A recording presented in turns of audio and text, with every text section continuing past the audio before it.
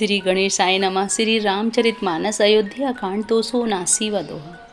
सादर सब कह राम गुर, पठई भरी भरी भार। पूजी पितर सुर अतिथि गुर, लगे करन फरहार। श्री राम जी के गुरु वशिष्ठ जी ने सबके पास बोझे भर भर कर आदर पूर्वक भेजे। तब वे पितर देवता अतिथि और गुरु की पूजा करके फलार करने लगे। एही विधि बासर बीते चारी, राम ने रखी नर नारी सुखारी। दुहु समाज असी रुचि मन माही, बिनु सिय राम फिर अब भल नाही। इस प्रकार 4 दिन बीत गए। श्री रामचंद्र जी को देखकर सभी नर नारी सुखी हैं। दोनों समाजों के मन में ऐसी इच्छा है कि श्री सीता राम जी के बिना लौटना अच्छा नहीं है। सीता राम संग बनवासु, कोटि अमरपुर सरिस सुपासु। परिहरि लखन राम वे देहि, जेहि घरु भाव बाम विधि तेहि। श्री सीता राम जी के साथ वन में रहना करोड़ों देवलोकों के समान सुखदायक है। श्री लक्ष्मण जी, श्री राम जी और श्री जानकी जी को छोड़कर जिसको घर अच्छा लगे, विधाता उसके विपरीत है। दाहिन दई होई जब सब ही, राम समीप बसहि बन तब ही। मंदाकिनी मज्जनु तिहु काला, राम दरसु मुद मंगल माला। जब देव सबके अनुकूल हो तभी श्री राम के पास वन में निवास हो सकता है। मंदाकिनी जी का तीनों समय स्नान और आनंद तथा मंगलों की माला रूप श्री राम का दर्शन है।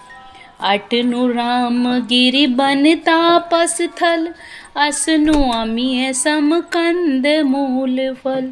सुख समेत संवत दो साथा, पल सम होई न जानहि जाता।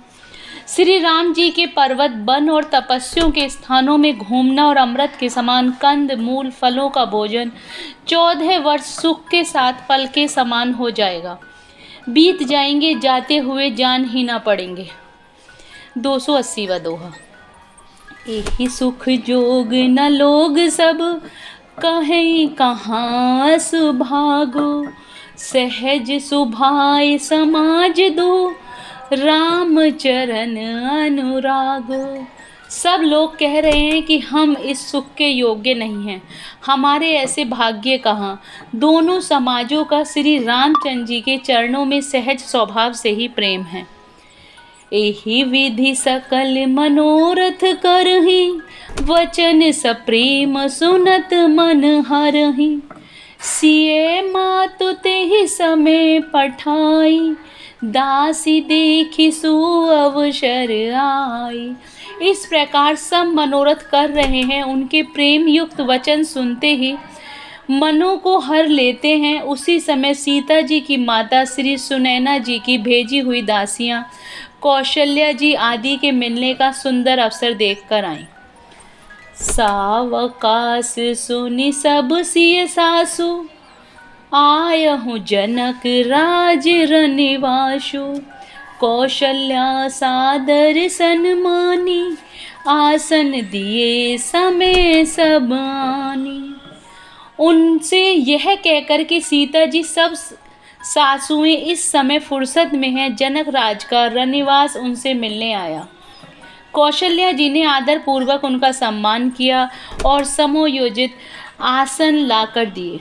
सीलु स्नेहु सकल दउरा, द्रवहि देखि सुनि कुलिस कठोरा। पुलक शिथिल तन बारी विलोचन, महिनख लिखन लगी सब सोचन। दोनों ओर सबके सील और प्रेम को देखकर और सुनकर कठोर वज्र भी पिघल जाते हैं। शरीर पुलकित और शिथिल है और नेत्रों में शोक और प्रेम के आंसू हैं। सब अपने पैरों के नखों से जमीन कुरेदने और सोचने लगे। सब सिय राम प्रीत की सी मूर्ति, जनु करना वहु भेष विसुरति।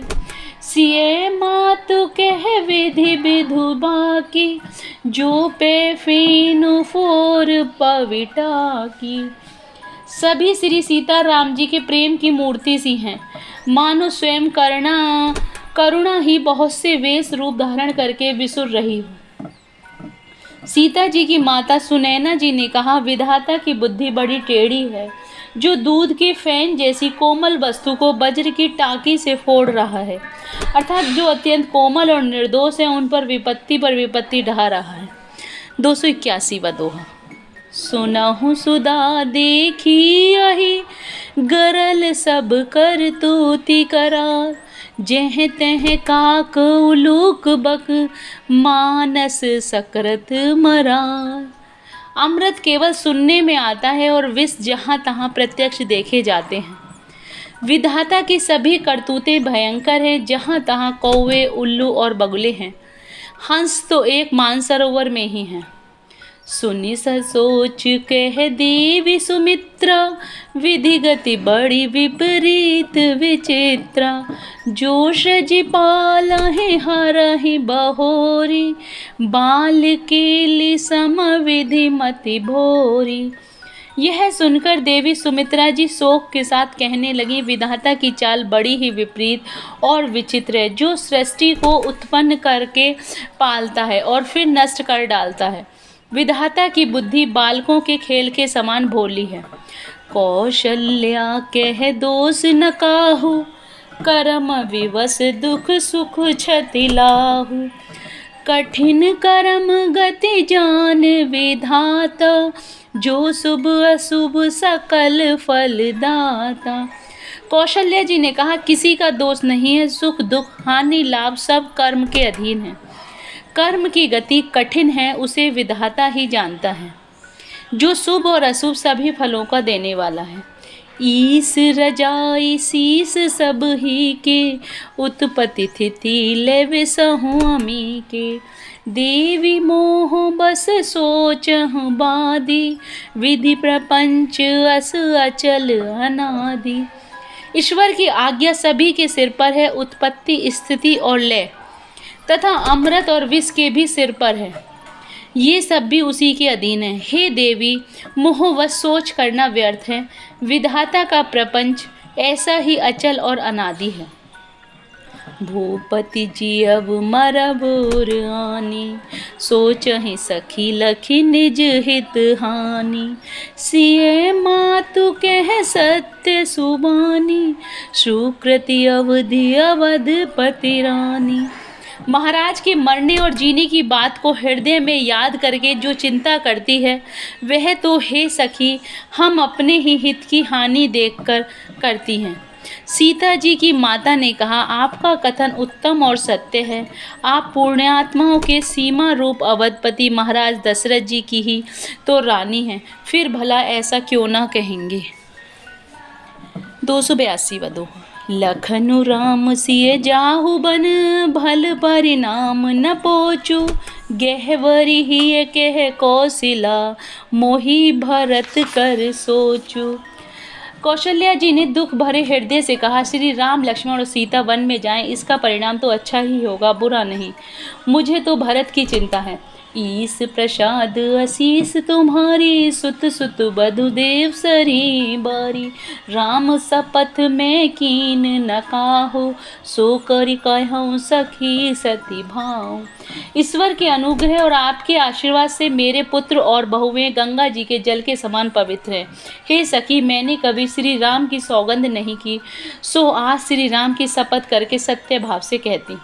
भरत शील गुण विनय बढ़ाई, भायप भक्ति भरोस भलाई। कहत सार दहु कर मति हीचे, सागर सीप की जाई उलीचे। भरत के शील गुण, नर्मता, बढ़प्पन, भाईपन, भक्ति, भरोसे से अच्छेपन का वर्णन करने में सरस्वती जी की बुद्धि भी हिचकती है।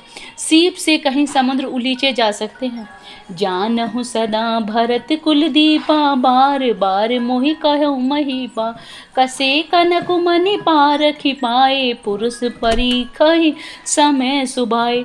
मैं भरत को सदा कुल का दीपक जानती हूँ। महाराज ने भी बार बार मुझे यही कहा था, सोना कसौटी पर कसे जाने पर और रत्न पारखी के मिलने पर ही पहचाना जाता है, वैसे ही पुरुष परीक्षा समय पढ़ने पर अपने स्वभाव से ही हो जाती हैं।